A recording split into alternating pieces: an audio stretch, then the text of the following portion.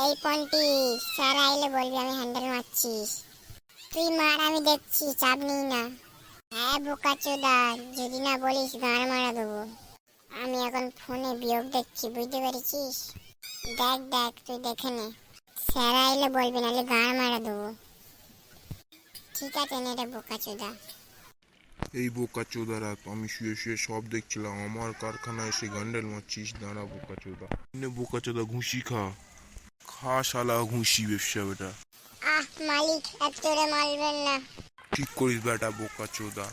তুই বোকাচোদা পাহারা দিচ্ছিলিস, তোকে দিচ্ছি দাঁড়া। বোকাচোদা তোর একদিন কি আমার একদিন, তুই পাহারা দিচ্ছিস। মালিক, ওর নেট শেষ হয়ে গেছে, কি করে বিয়োগ দেখছে আমি জানি। বোকাচোদা আমার ডাউনলোড করার তোকে বললাম তো, মাথায় কিলে দেবো, ঝটপট করে মরে যাবে।